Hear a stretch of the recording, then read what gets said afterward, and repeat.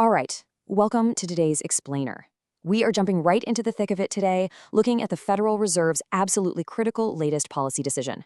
We're going to trace the shifting tides of our economy to see exactly how these massive, high-level macro policies translate directly, and I mean directly, to your personal finances.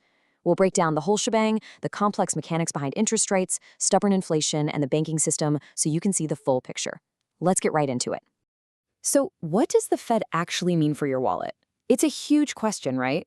Because when you read the headlines about the Federal Reserve making some grand policy move, it can feel, honestly, incredibly disconnected from your day-to-day life. But to really answer this, we need to trace the ripple effect from those highly secure, closed-door committee meetings all the way down to your personal bank account. Because make no mistake, every single decision made in those rooms eventually shows up on your credit card statement, your mortgage application, and, yep, even your grocery bill. Section 1. The inflation problem. Okay, so let's start with the massive pain point that's forcing the Fed's hand right now. The economy is dealing with stubbornly high prices that just aren't cooling down the way experts had hoped. Fed officials now expect what's called PCE inflation to average a steep 3.6% by the end of the year. And to put that into perspective, this projection is up nearly an entire percentage point from their previous round of projections back in March. So what that tells us is that inflation isn't just some temporary blip. It's actually becoming way more entrenched in the economy than they previously thought. And this sets up a massive tension. On one side, you've got that 3.6% reality. But on the other side, you have the Fed's long-standing ultimate goal, 2% annual inflation. That gap between 3.6% and 2%, that is the battleground. It clearly shows that inflation is running way, way above the target line, and closing that specific gap is exactly what the Federal Reserve is mandated to do. So what's actually driving this? Well, this persistent inflation is being fueled by a couple of major factors. First, we just have a baseline of inflation that has remained stubbornly above target across various sectors. And second, we are seeing a very real energy crunch stemming from the Iran war. It's a complex global dynamic, but the economic reality is that global energy supplies directly impact the cost of manufacturing and transporting goods, which, of course, ultimately trickles down to the prices you pay at the register. Section 2. The Fed's next move. The Federal Open Market Committee, or FOMC, is the group basically steering the economic ship here. And in their very first meeting under new chair Kevin Warsh, they actually opted to hold rates steady. They didn't raise them immediately. However, their quarterly summary of economic projections sent a completely different signal about the future. 9 of the 18 officials who make these projections clearly signal that they believe the Fed will raise rates by at least a quarter point before the end of 2026. So sure, there's no hike today, but the writing is absolutely on the wall. Now, pay attention to this, because there's a really decisive shift in tone happening. The official policy statement simply reads, "The committee will deliver price stability," period. Now, the Federal Reserve has a dual mandate from Congress, right? Keep inflation low and keep employment high. But they explicitly dropped their previous wording about keeping employment high. They are literally pivoting to focus purely on fighting inflation. Experts are pointing out that this stronger, blunter language is a highly calculated move to shore up their inflation-fighting credibility, especially since they didn't actually pull the trigger and raise rates at the specific meeting. And let me tell you, the financial world heard that message loud and clear.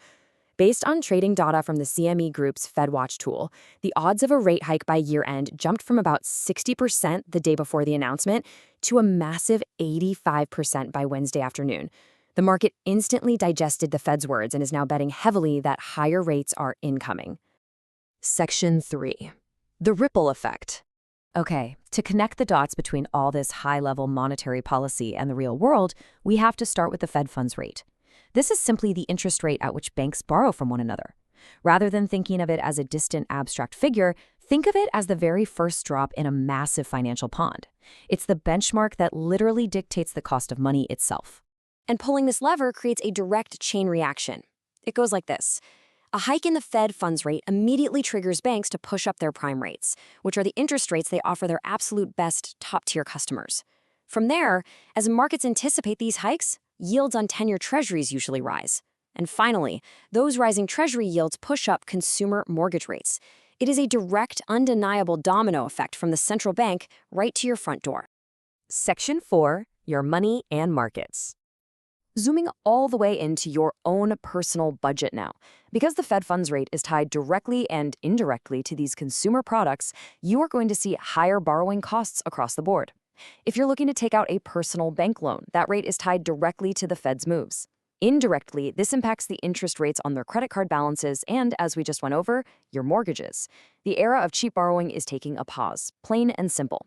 That means financing a home, carrying a credit card balance, or getting a personal loan is going to cost you more out of pocket every single month. So you might be wondering, why on earth would the Fed deliberately make life more expensive for everyone? Well, they're making a very calculated trade-off. Their primary goal is applying downward pressure on inflation to force it back to that 2% target. But the cost of doing that? It's slowing down overall economic growth and intentionally cooling down the labor market. They're essentially trying to pump the brakes on the economy just enough to stop prices from rising out of control without causing a complete economic crash. It's a really delicate balancing act. And the immediate reaction to all of this wasn't just felt in borrowing costs. Major stock indexes actually dipped on Wednesday afternoon as Wall Street digested the impending reality of this policy decision. Investors know exactly how this works. When borrowing gets more expensive, companies spend less, they grow slower, and they hire fewer people.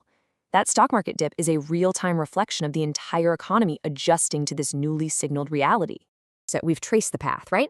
From a 3.6% inflation projection to a closed-door Fed meeting, all the way down to the interest rate on your credit card. Look at your own loans, your budget, and your investments. If the cost of money is going up across the board, and it looks like it is, how prepared is your wallet for this changing economic tide? Are you positioned to weather the ripple effect, or are you going to get caught in the wake? Stay curious, keep watching the data, and we'll see you next time.